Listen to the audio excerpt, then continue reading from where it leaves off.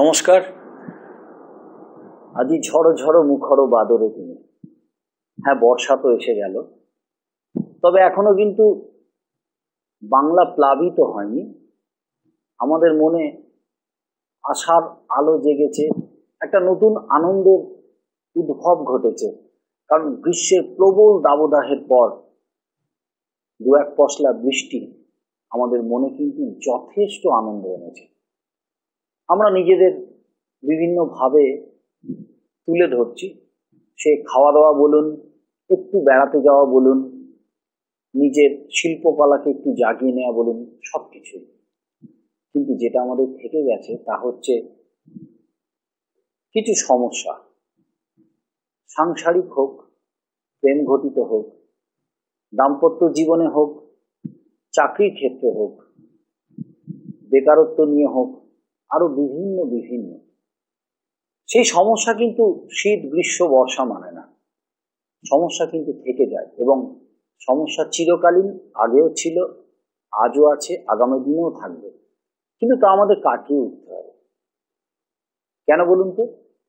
কারণ জীবন কিন্তু দীর্ঘ পথ চলা আমাদের বাকি আছে, এবং তা কিন্তু আমাদের তাড়াতাড়ি চলতে হবে। কারণ কম্পিটিটিভ ওয়ার্ল্ড প্রত্যেককে ছাড়িয়ে, প্রত্যেককে টপকে চলে যাওয়ার চেষ্টা করছে।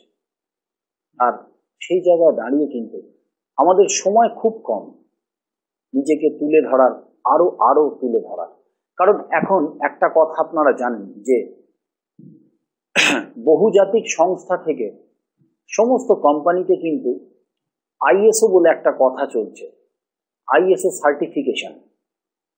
তাতে কিন্তু তাদের একটাই কথা, কন্টিনিউয়াল ইমপ্রুভমেন্ট, অর্থাৎ ক্রমাগত উন্নতি। আপনি আরো উন্নত, আপনি আরো উন্নততর আপনি, সুতরাং আপনাকে আরো বদলাতে হবে। কারণ 10 বছরে আপনি যা ছিলেন, 20 বছরে আপনি তাই থাকবেন না। 30 বছর, 40 বছর, প্রতিটি পর্যায়ে কিন্তু আপনাকে বিভিন্ন সমস্যার মুখোমুখি হতে হবে। 10 বছরে নিশ্চয়ই আপনি চাকরির কথা চিন্তা করেননি, যা আপনি চিন্তা করছেন 20 থেকে 25 বছর বয়সে। আবার তার পরবর্তী জীবনটা আপনার বিবাহিত জীবন নিয়ে সমস্যা হতে পারে। সুতরাং এই সমস্যাগুলো কাটিয়ে উঠতে পারি আমরা যে শাস্ত্রের মাধ্যমে, সেটাই হলো জ্যোতিষ শাস্ত্র। যারা বিশ্বাস করেন তারা তো জানেন এই শাস্ত্র আপনাদের কতটা সৌভাগ্যের পথ দেখিয়েছে। আর এই শাস্ত্রের মাধ্যমে যিনি আপনাদের সমস্ত সমস্যার সমাধান করে আসছেন দীর্ঘ কয়েক বছর ধরে, তিনি হলেন বাবা শ্রী দেবদাসজি মহারাজ, যিনি আজও আমাদের স্টুডিও অলঙ্কৃত করেছেন। তার বাচন, তার ব্যক্তিত্ব, তার মমতা, তার বিচক্ষণতা, তার স্পষ্ট বক্তব্য, তার অত্যন্ত মধুর স্বভাব, এই সব কিছুর গুণফলই কিন্তু বাবা শ্রী দেবদাসজি মহারাজ, যিনি সংখ্যাতত্ত্ব, বাস্তুশাস্ত্র এবং জ্যোতিষ শাস্ত্রকে রীতিমতো পাণ্ডিত্যের সঙ্গে অর্জন করে আপনাদের বিভিন্ন সমস্যার সমাধান সূত্র বার করে দেন। এবং আজকে এই অনুষ্ঠানে ওনাকে আমাদের স্টুডিও স্বাগত জানিয়ে শুরু করছি আজকের অনুষ্ঠান, সমস্যা এবং সমাধান। নমস্কার।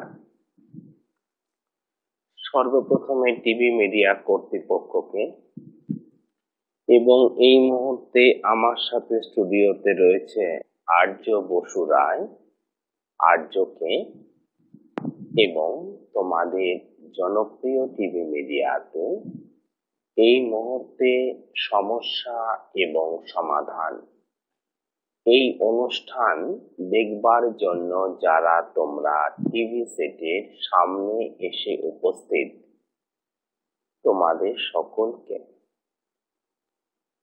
প্রীতি ও শুভেচ্ছা জানিয়ে সর্বশক্তিমান, সর্বমঙ্গলময়ী জগৎ জননী শ্রী শ্রী তারা মায়ের চরণে তোমাদের জীবনের সার্বিক মঙ্গল প্রার্থনা করে, দেবাদিদেব মহাদেবের চরণে তোমাদের জীবনের আরোগ্য প্রার্থনা করে অনুষ্ঠান শুরু করছি সমস্যা এবং সমাধান।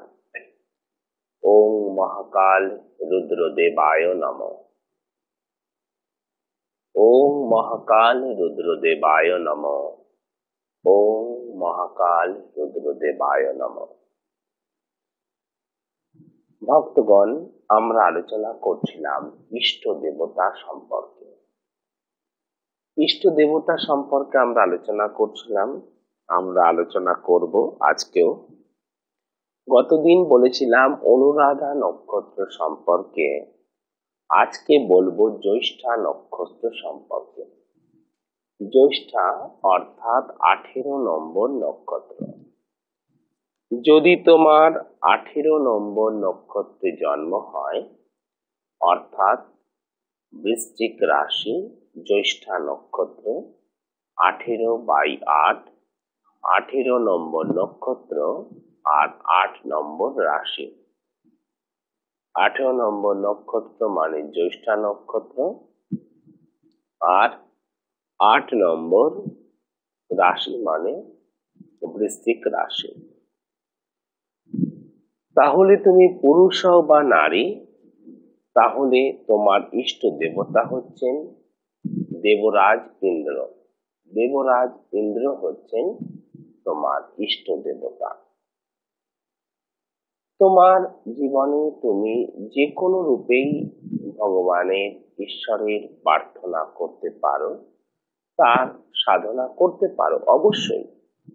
কিন্তু শাস্ত্র বলছে যে জ্যৈষ্ঠা নক্ষত্রে জাতক জাতিকার পক্ষে ঈশ্বরের সরলতম রূপটা হচ্ছে, ঈশ্বরের নিকটতম রূপটা হচ্ছে দেবরাজ ইন্দ্র। তাহলে কি ইন্দ্রের মূর্তি গড়িয়ে ইন্দ্র পূজা করতে হবে? সে পূজা কোন পুরোহিত করতে জানেন, কোন বইতে তার মন্ত্র লেখা রয়েছে, কোন বইতে তার পূজা পদ্ধতি লেখা রয়েছে, এ তো অনেক বড় কাজ না। তোমাদের এত কিছু জানবার প্রয়োজন নেই। এত ব্যস্ত জীবনে এত কিছু করা তোমাদের পক্ষে সম্ভব হবে না। সেই জন্য তোমাদের পক্ষে শুধুমাত্র 3টে বিষয়, যে দেবরাজ ইন্দ্রের আহ্বান মন্ত্র, দেবরাজ ইন্দ্রের ধ্যান মন্ত্র এবং দেবরাজ ইন্দ্রের প্রণাম মন্ত্র। দেবরাজ ইন্দ্রের আহ্বান মন্ত্র, দেবরাজ ইন্দ্রের ধ্যান মন্ত্র আর দেবরাজ ইন্দ্রের প্রণাম মন্ত্র। এই 3টে যদি তোমরা জেনে যাও, তাহলেই তোমরা ইষ্ট দেবতার আরাধনা, ইষ্ট দেবতার সাধনা করতে পারবে, অবশ্যই পারবে। তাহলে তোমরা নিশ্চয়ই লিখে নিয়েছো যে যাদের জ্যৈষ্ঠা নক্ষত্রে জন্ম, তোমাদের জন্য ইন্দ্র, দেবরাজ ইন্দ্র হচ্ছেন ইষ্ট দেবতা। এরপরে আমি বলবো মূলা নক্ষত্র সম্পর্কে, যে মূলা নক্ষত্রে ইষ্ট দেবতাকে। ভক্তগণ, তোমরা জানো যে মূলা হচ্ছে কেতুর নক্ষত্র, মূলা একটা অশুভ নক্ষত্র, মূলা একটা বিষ নক্ষত্র। মূলা নক্ষত্রে জন্মগ্রহণ হলে জীবনে প্রতিষ্ঠা পেতে অনেক ঘাত প্রতিঘাতের মধ্য দিয়ে সংগ্রাম করতে হয়। অনেক ঘাত প্রতিঘাত তাদের জীবনে আসে। তা বলে মনে দুঃখ পাওয়ার কারণ নেই। ঘাত প্রতিঘাত আসুক, কিন্তু আমরা যদি জয়লাভ করতে পারি জীবন যুদ্ধে যদি আমরা আমাদের লক্ষ্যপথে পৌঁছে যেতে পারি, সেটাই সব থেকে আনন্দের। আমরা দেখতে পাই যে ক্রিকেট খেলায় কোনো ম্যাচ মাত্র 2 উইকেট হারিয়েই আমরা জিতে যাই, কোনো ম্যাচ আমরা 9 উইকেট হারিয়ে জিতি। কিন্তু জিতে যাওয়াটাই সব থেকে বড় কথা। সেখানে কটা উইকেট হারিয়ে আমরা জিতলাম সেটা বড় কথা নয়।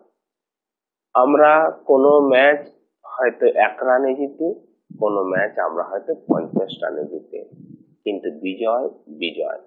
তাই আসুক না যতই ঝড়, যতই দুঃখ, যতই বাধা বিপত্তি নেগেটিভিটি মূলা নক্ষত্রের জীবনে আসুক, কিন্তু এলেও মূলা নক্ষত্র কিন্তু জীবনে প্রতিষ্ঠা পেতে পারে, জীবনে সফল হতে পারে, আর সফল হওয়াটাই সব থেকে বড় কথা।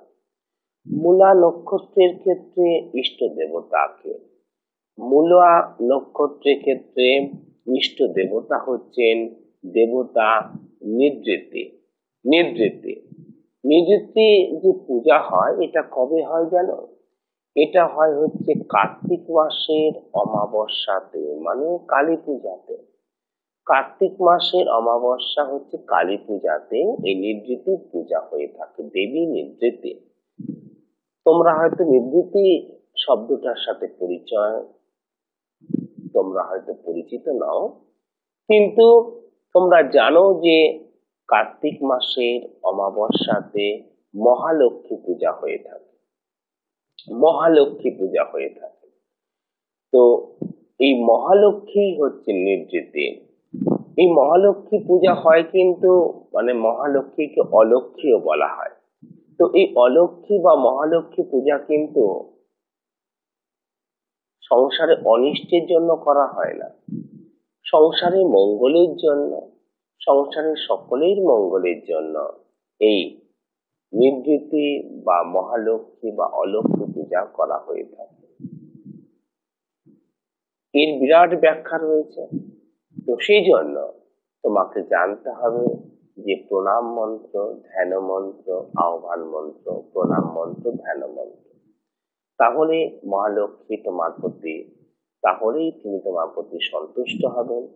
এবং এবং ধনলক্ষ্মী, ধনলক্ষ্মী, বিজয় লক্ষ্মী সর্বদাই তোমার জীবনে, সর্বদাই তোমার ঘরে, তোমার সংসারে বিরাজ করবেন। কেমন?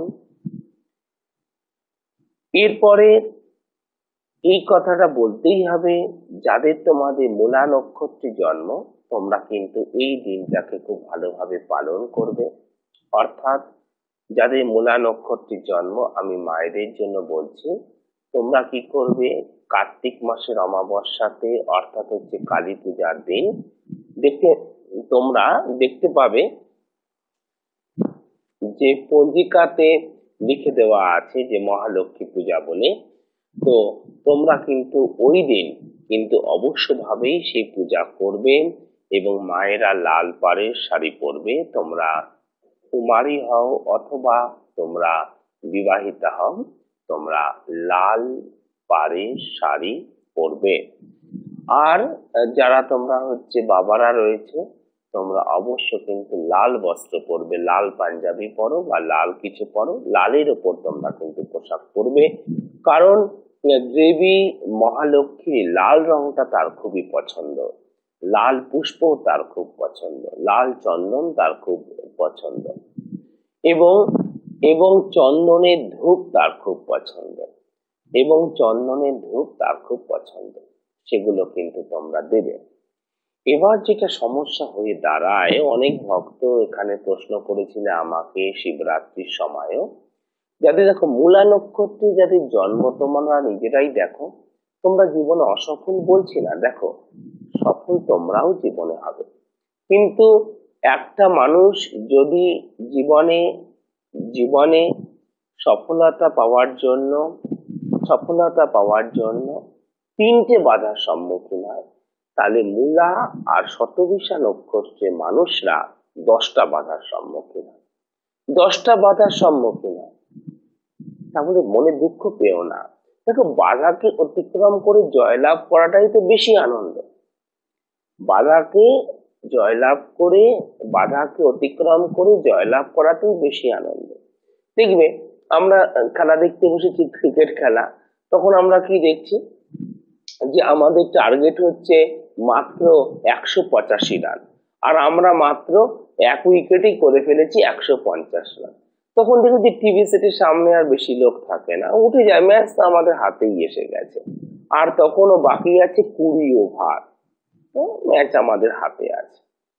কিন্তু যখন এরকম অবস্থা আসে, আমাদের টার্গেট হচ্ছে 345 রান, আর আমাদের 4 উইকেট পড়ে গেছে, আর আমরা পেয়েছি 176 রান। এই অবস্থা থেকে ম্যাচকে আগে বের করে নিয়ে যাওয়া খুব আনন্দের, এবং তাতে যদি আমরা জয়লাভ করতে পারি। অনেক ক্ষেত্রে আমি দেখি যে মূলা নক্ষত্র, শতভিষা নক্ষত্র খুব হতাশ হয়ে পড়ো, আমাদের কিছুই হবে না। তোমরা কি জানো, অনেক সেলিব্রিটি, ভারত বিখ্যাত মানুষের এই মূলা নক্ষত্রে জন্ম হয়েছে। অনেক অনেক সেলিব্রিটি, ভারত বিখ্যাত মানুষের এই শতভিষা নক্ষত্রে জন্ম হয়েছে।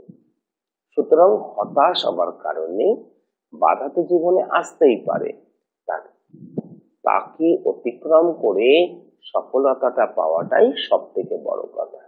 সেটাই সব থেকে বড় কথা। প্রত্যেকটা কাজের পিছনেই কিন্তু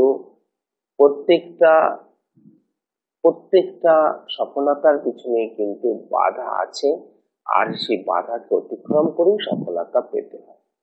সুতরাং যে এবারে আমি যেটা বলছিলাম, যে এমন দেখা যায় এই যে দেবতা নিবৃত্তি বা মহালক্ষ্মীর পূজার এই যে একটা মাত্র দিন, দেখা গেল যে তারা স্বামী স্ত্রী মিলে দেবতা নিবৃত্তির আরাধনা করবেন। কারণ হয়তো স্ত্রীর মূলা নক্ষত্রে জন্ম, বা স্বামীর মূলা নক্ষত্রে জন্ম, বা হয়তো দুজনেরই মূলা নক্ষত্রে জন্ম। কি হলো যে না, স্বামী তো করবেন, দেখা গেল যে স্ত্রীর শরীর অপরিষ্কার হয়ে গেল। তাহলে শাস্ত্র সর্ব অবস্থায় বলেছে, একমাত্র কি, যে শাস্ত্র সর্ব অবস্থায় বলেছে কেবল একটি দেবী ছাড়া অন্য সমস্ত পূজার অধিকার থেকে এই সময় মায়েদের বঞ্চিত থাকতে হয়। তারা সেই পূজা করার অধিকার পায় না, শুদ্ধ হয় না, সেই পূজা অশুদ্ধ হয়, এবং তাতে পাপও লাগে, নেগেটিভিটি তৈরি হয় যদি অশুদ্ধ অবস্থায় কোনো মা এই কোনো দেবদেবীর পূজা করেন। তাহলে কি হবে? তাহলে শাস্ত্র কি এতটাই কি শাস্ত্র মানব বিরোধী, যে মানুষের কল্যাণের জন্য যে তিথি, যে পূজা, তা থেকে তিনি মানুষকেই বঞ্চিত রাখবেন? না। দেখো, এক্ষেত্রে তোমাদের কি করতে হবে, তোমার স্বামী বা তোমার ছেলে বা তোমার মেয়ে পূজাটা করবেন, আর তুমি কি করবে, তুমি সেদিন মন্দিরে বা ঠাকুর ঘরে ঢুকবে না ঠিকই, কিন্তু তুমি অনবরত তুমি স্নান করে, তুমি লাল পোশাক বা লাল শাড়ি বা লাল পাড়ের শাড়ি পরে, তুমি কুশের আসনে বসে তুমি দেবী মাতঙ্গীর মন্ত্র জপ করবে।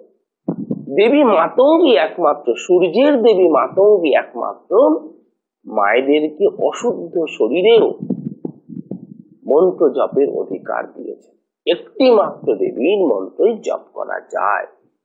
দেবী মিলিয়ে একটি মাত্র রূপের দেবী মাতঙ্গী রূপেই জপ করা যায়, অন্য কোন রূপে জপ করা যায় না, অন্য কোন রূপে আরাধনা করা যায় না। তাহলে কি হলো, দেখো, ভক্তিতেই ভগবান বাধা। ভক্তের কাছে কি আছে? ভক্তি আছে। সন্তের কাছে কি আছে? সন্তের কাছে আশীর্বাদই আছে, অর্থাৎ পজিটিভিটি, অর্থাৎ হচ্ছে সেই স্পন্দন, সেই ফ্রিকোয়েন্সি। অর্থাৎ যদি তুমি একজন অসাধু, একজন খারাপ ব্যক্তি, একজন নোংরা প্রকৃতির, মানে হচ্ছে যার চিন্তা ভাবনা নোংরা, শরীরে নোংরা নয়, যে নোংরা কাজ করে, হ্যাঁ, তার পাশে যখন তুমি থাকবে, তার ভাষা, তার কথাবার্তা, তার চিন্তা, তুমি দেখবে যে তোমার মধ্যে একটা অস্বস্তি তৈরি হচ্ছে, একটা অস্বস্তি তৈরি হয়। একটা নেগেটিভিটি তোমার মধ্যে তৈরি হবে, একটা নেগেটিভ ভাইব্রেশন তোমার মধ্যে তুমি উপলব্ধি করতে পারবে। আর যখন তুমি তোমার থেকে যে উচ্চ চিন্তা ভাবনা, উচ্চ ভাইব্রেশনের লোক রয়েছে, অর্থাৎ উচ্চ চিন্তা ভাবনা, উচ্চ জীবনাদর্শ, উচ্চ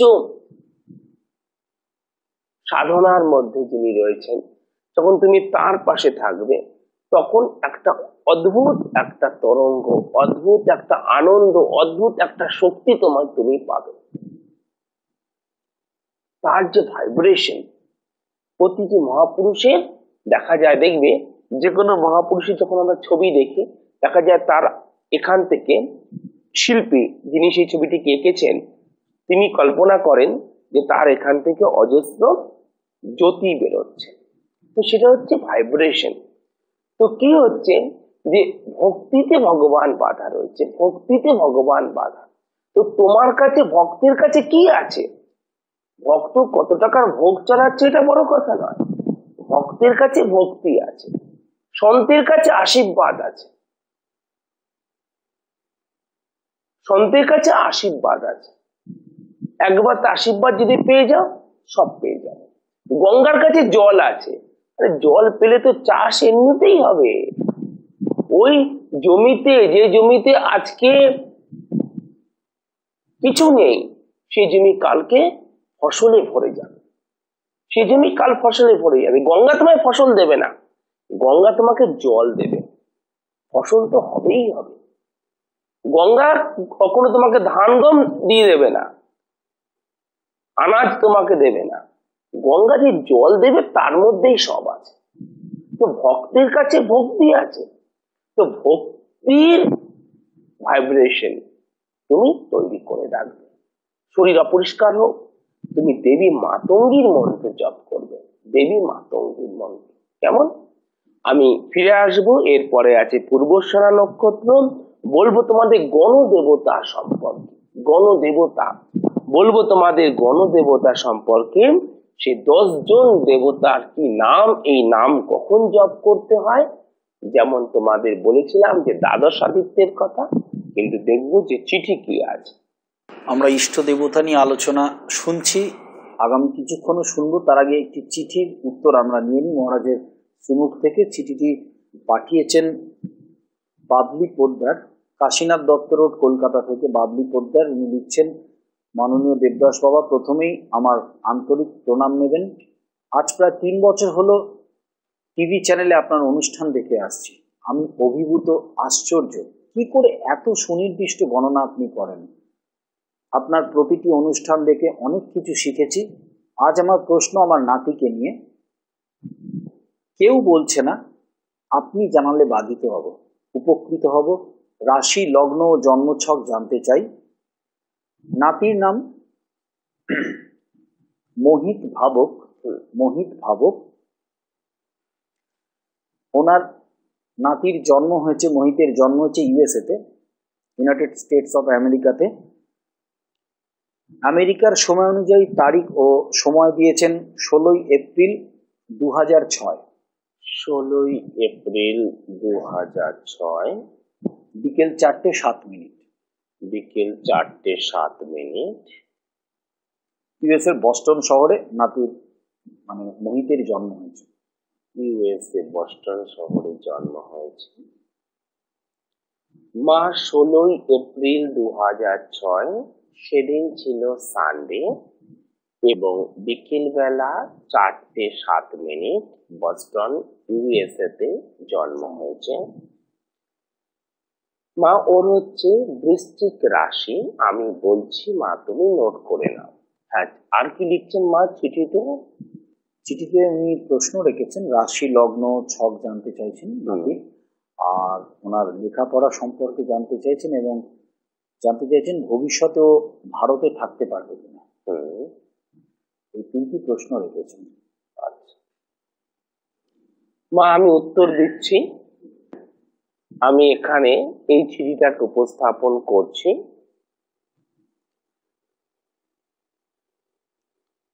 তুমি এই চিঠি পাঠিয়েছো শ্রীকৃষ্ণ গুরুকুলে। তুমি এই চিঠি পাঠিয়েছ শ্রীকৃষ্ণ গুরুকুলে, আমেরিকার বস্টনে তার জন্ম হয়েছে 16 এপ্রিল 2006। তুমি লিখছো 3 বছর ধরে তুমি এই অনুষ্ঠান দেখো এবং এখানে তুমি চিঠিটা পাঠিয়েছ মোহিত ভাবক তোমার নাতির জন্য। তুমি পাঠাচ্ছ বাবলি পোদ্দার 67/16 কাশীনাথ দত্ত রোড, কলকাতা 3225283290। তুমি পাঠিয়েছ শ্রীকৃষ্ণ গুরুকুল। তাহলে আমরা জানবো মা ওর হচ্ছে বৃশ্চিক রাশি এবং কন্যা লগ্ন। বৃশ্চিক রাশি এবং কন্যা লগ্ন, অনুরাধা অর্থাৎ 17 নম্বর নক্ষত্রে জন্ম। 17/8, 17 নম্বর নক্ষত্র আর 8 নম্বর রাশি। 17 নম্বর নক্ষত্র 8 নম্বর রাশি, কৃষ্ণ চতুর্থী তিথিতে জন্ম। কৃষ্ণ চতুর্থী তিথিতে জন্ম এবং বিপ্রবর্ণ আর দেবগণ। মা আমি এই ছকটাকে উপস্থাপন করছি আর সে সময় আর্য তোমাদের বলে দেবে প্রয়োজনীয় তথ্য। প্রথমে চিঠিটির প্রসঙ্গে দর্শক বন্ধুরা এবং মহারাজের সমস্ত ভক্তদের একটা কথা জানাতে চাই, যে জানালে হয়তো আপনারাও কিছুটা অভিভূত হবেন, যেরকম ভাবে আমিও শোনার পর অভিভূত হয়েছি। যে এই বিভিন্ন মানুষ, আপনাদের আগেও বলেছি যে বাবা শ্রী দেবদাসজি মহারাজের কাছে আধ্যাত্ম মার্গে উন্নতি লাভের জন্য ভারতবর্ষ ছাড়াও আরো যে পৃথিবীর বিভিন্ন প্রান্তে ওনার যে শিষ্য শিষ্যারা ছড়িয়ে আছেন, যারা দীক্ষিত হয়েছেন, প্রায় 1,38,733টি পরিবার ওনার কাছে দীক্ষিত হয়েছেন। তার মধ্যে কয়েক হাজার পরিবার ক্যালিফোর্নিয়া এবং লস এঞ্জেলসে বিরাজ করছেন। ক্যালিফোর্নিয়া এবং লস এঞ্জেলসে কয়েক হাজার ওনার শিষ্য শিষ্যা বিরাজ করছেন এবং তাদের অনুরোধে তারা ওনার সান্নিধ্য পাওয়ার জন্য আগামী বছর অর্থাৎ 2009 দিনের জন্য উনি লস এঞ্জেলসে যাচ্ছেন। এ কথা নিশ্চয়ই ভক্তদের জানানো আমার প্রয়োজন মনে হয়েছে, তাই আপনাদের জানিয়ে রাখলাম যে বাবা শ্রী দেবদাসজি মহারাজ শুধুমাত্র ভারতবর্ষ নয়, এখন পৃথিবীর সর্বত্র ওনার ব্যাপ্তি ছড়িয়ে পড়ছে, যার জন্য পশ্চিমবাংলায় উনি খুব অল্প দিন থাকছেন। এবং কথা প্রসঙ্গে বলে রাখি, আপনারা যারা নিয়মিত দর্শক, গত দুটো এপিসোড আপনারা রিপিট টেলিকাস্ট দেখেছেন, সেক্ষেত্রেও কিন্তু উনি আজকে অনুষ্ঠান শুরু করার আগেই বলেছেন যে ওনার এই অনিচ্ছাকৃত সময় না দেওয়ার জন্য, কারণ উনি পেরে উঠছেন না। তবু সমস্ত পৃথিবী, ভারতবর্ষ ছেড়ে পৃথিবীর সর্বত্র শিষ্য শিষ্যাদের প্রয়োজনে ওনাকে তো ছুটে বেড়াতেই হয়। এবং উত্তরবঙ্গের মানুষদের জন্য বলে রাখি যে আপনারা শিলিগুড়িতে, সমগ্র উত্তরবঙ্গে শিলিগুড়ি এবং জলপাইগুড়ির মানুষ মহারাজকে যে ঠিকানায় আপনারা পাবেন, সেই ঠিকানাটি হলো প্রয়াস অ্যাপার্টমেন্ট, 3 নম্বর বাঘাযতীন রোড, শিলিগুড়ি কোর্ট মোড় থেকে হাঁটা পথে ঠিক 3 মিনিট, রবীন্দ্র মঞ্চের বিপরীতে। আরও একবার বলছি, প্রয়াস অ্যাপার্টমেন্ট, 3 নম্বর বাঘাযতীন রোড, শিলিগুড়ি কোর্ট মোড় থেকে হাঁটা পথে ঠিক 3 মিনিট, রবীন্দ্র মঞ্চের বিপরীতে। এবং সেখানেও যে দুটি নাম্বার আপনাদের স্মরণে রাখতে হবে, নাম্বার দুটি হলো 989733175546। আরও একবার বলছি 9733175546। এবং আরও একটি নাম্বার 03536528027027, 035365280270। উত্তরবঙ্গের মানুষরা এই দুটো নাম্বার স্মরণে রাখবেন এবং একমাত্র প্রয়াস অ্যাপার্টমেন্ট এই ঠিকানাতেই কিন্তু মহারাজের সান্নিধ্য আপনারা পেতে পারবেন। তাহলে এই হচ্ছে ওর জন্ম কুণ্ডলী। একবার চিঠিটা দেবে, আমি এখানে উপস্থাপন করছি, তুমি মিলিয়ে দেখবেন। আমি এখানে মোহিতের জন্ম কুণ্ডলী উপস্থাপন করছি। মা ওর জন্ম কুণ্ডলীতে এই ঘরটাতে আছে রবি, এখানে গ্রহ নেই, মঙ্গল এবং শনি, এখানে কোনো গ্রহ নেই, এখানে কোনো গ্রহ নেই, এখানে আছে লগ্ন এবং কেতু, এ ঘরে আছে বৃহস্পতি, চন্দ্র, গ্রহ নেই, এখানে নেই শুক্র, এবং এখানে আছে বুধ এবং রাহু। মা, ওর জন্মকুণ্ডলিতে তুমি প্রশ্ন করেছো যে ওর রাশি লগ্ন ছক জানতে চাই, সেটা তো জানিয়ে দিয়েছি। আর লেখাপড়া সম্পর্কে জানতে চাই। দেখো, শিক্ষা ওর প্রথমে দেখব যে সাধারণ শিক্ষা 1, 2, 3, 4 চতুর্থ ঘরতে তো সাধারণ শিক্ষা। এই চতুর্থ ঘর ধনী, এই চতুর্থ ঘর ধনু, আর তার মালিক হচ্ছে বৃহস্পতি। বৃহস্পতি এখানে ভালো রয়েছে, বৃহস্পতি এখানে ভালো অবস্থায় আছে, ওর সাধারণ শিক্ষা তো ভালোই হবে। আর উচ্চশিক্ষা ক্ষেত্রে উচ্চশিক্ষা মালিক হচ্ছে শুক্র এখানে ষষ্ঠে রয়েছে, আর বুধ আর রাহু একটা নাশ যোগ করে রেখে দিয়েছে। মা, সেই জন্য পরীক্ষার আগে ওর শরীর খারাপ হয়ে যাওয়া, হেলথ রিলেটেড প্রবলেম নিয়ে তুমি মা একটু সাবধান থাকবে, বিশেষত স্নায়ু বা নার্ভের কোনো সমস্যা সম্পর্কে, সাবধান থাকবে। ওর উচ্চ শিক্ষা হবে, ওর পক্ষে ম্যানেজমেন্ট ভালো হবে, ওর পক্ষে মেডিকেল ভালো হবে, ম্যানেজমেন্ট অথবা মেডিকেল ওর পক্ষে ভালো হবে। মনে রাখতে হবে, বুধ অত্যন্ত প্রয়োজনীয় একটা গ্রহ। বুধ রাহুর কথা শুনে ভয় পাবে না, সমস্যা আছে তো তার সমাধানও আছে। এই কুণ্ডলিতে কেবল এই বুধ রাহু এই জায়গাটাই অশুভ হয়েছে। ওর উচ্চ শিক্ষা হবে, ওর পক্ষে মেডিকেল ভালো হবে অথবা ম্যানেজমেন্ট ভালো হবে, মেডিকেল অথবা ম্যানেজমেন্ট ভালো হবে। 25 বছর 7 মাস বয়সে ওর জীবনে কর্মযোগ শুরু হবে। 25 বছর 7 মাস বয়সে ওর জীবনে কর্মযোগ শুরু হবে এবং 27 বছর 11 মাস বয়সে ও জীবনে ভালো প্রতিষ্ঠা পাবে। 27 বছর 11 মাস বয়সে জীবনে ভালো প্রতিষ্ঠা পাবে, কিন্তু মনে রাখবে 32 থেকে 36 বছর পর্যন্ত ওর জীবনে আবার একটা খারাপ সময় আসবে। সেটা আসবে ওর দিক থেকে, জীবিকাগত দিক থেকে, প্রফেশনের দিক থেকে এবং হেলথের দিক থেকে। অর্থাৎ হেলথের জন্য প্রফেশন বিঘ্নিত হবে। 32 থেকে 36 বছর হেলথের জন্য প্রফেশনটা বিঘ্নিত হবে।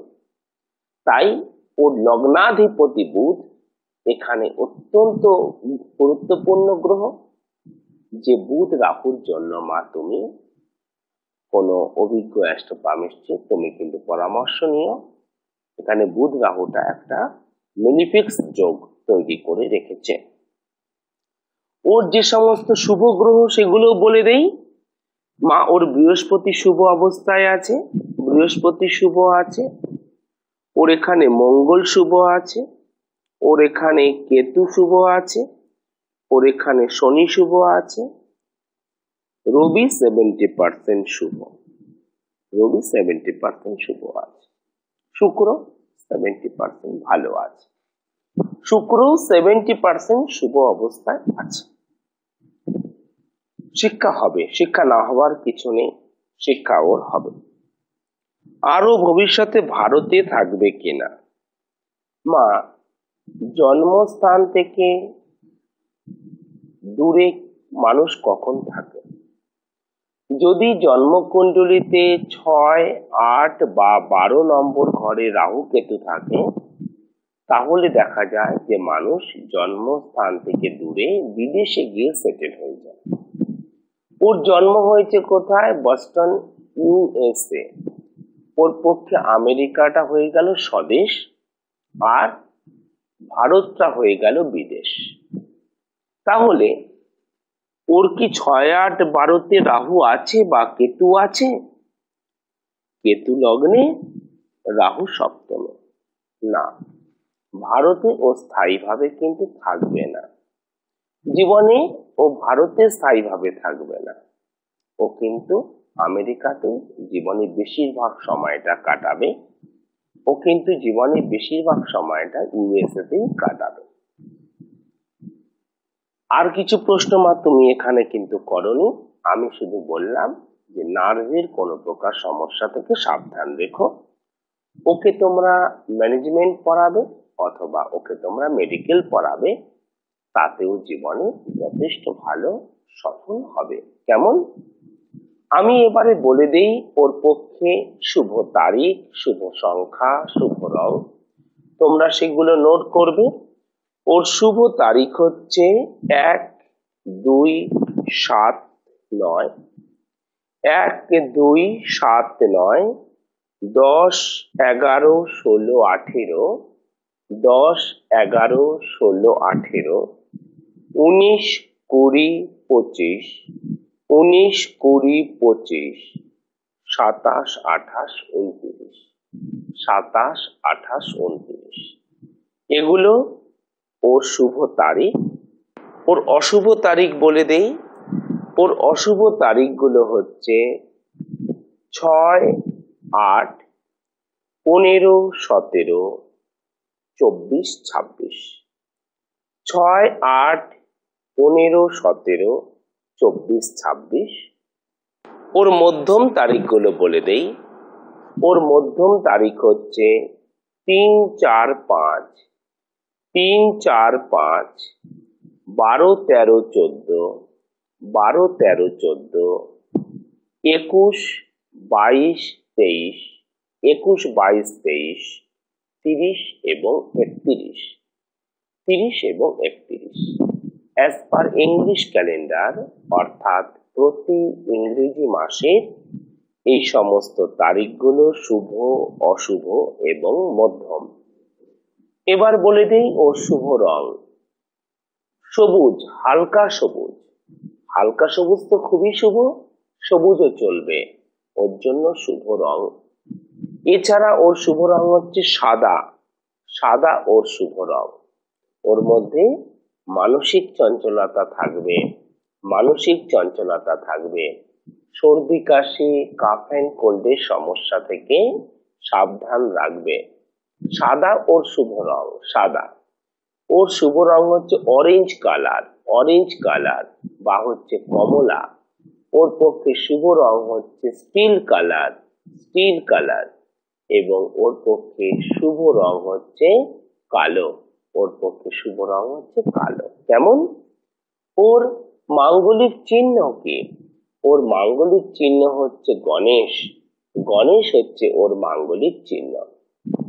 ওর ঘরের দরজার উপরে, আলমারির উপরে, ও স্টাডি রুমে গণেশের স্টিকার লাগাবে। ওর দরজার উপরে, ওর আলমারির উপরে, ও স্টাডি রুমে গণেশের স্টিকার লাগাবে। এবং ওর পক্ষে শুভ দিক হচ্ছে পূর্ব এবং দক্ষিণ।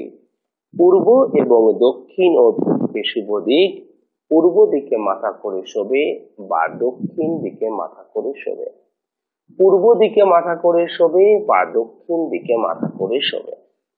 এই মুহূর্তে এখন ওর যা বয়স হয়েছে, তাতে যতক্ষণ না পর্যন্ত ওর বয়স পূর্ণ হচ্ছে 16 বছর 3 মাস, 16 বছর 3 মাস, ততদিন ও স্বাস্থ্য সম্পর্কে সতর্ক থাকবে। যতদিন ওর বয়স 16 বছর 3 মাস পূর্ণ না হচ্ছে মা, তুমি ওর স্বাস্থ্য সম্পর্কে সচেতন থাকবে। প্রতি মঙ্গলবার দিন হনুমান চালিসা পাঠ করবে। প্রতি মঙ্গলবার দিন ওর হয়ে তোমাদের পরিবারের, তোমাদের গোত্রের যে কেউ হনুমান চালিসা পাঠ করবে এবং ছোলার ছাতু খাবে। আর ওকে যদি মঙ্গলবার ছোলার ছাতু খাওয়াও তো খুবই ভালো হবে। ওকে যদি মঙ্গলবার ছোলার ছাতু খাওয়াও সেটা খুব ভালো হবে। আর কি করবে? আর প্রতি মঙ্গলবার মাটি সিঁদুর বা মেটে সিঁদুরের টিক্কা ওকে দেবে। মাটি সিঁদুর বা মেটে সিঁদুরের টিক্কা, এই অনামিকা আঙ্গুল দিয়ে মেটে সিঁদুর নিয়ে তার টিক্কা ওকে দেবে।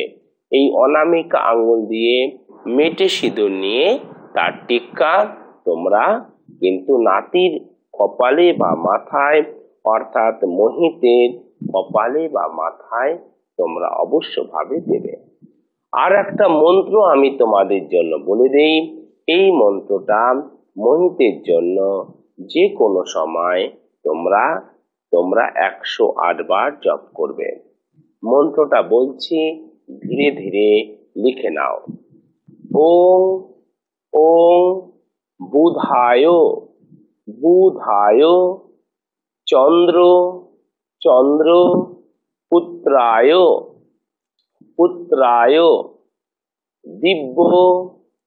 দিব্য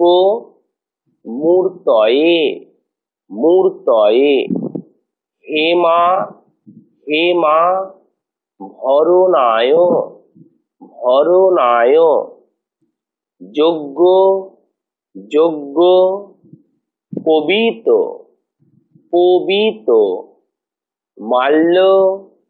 মাল্য ধরায় মর্মা চনং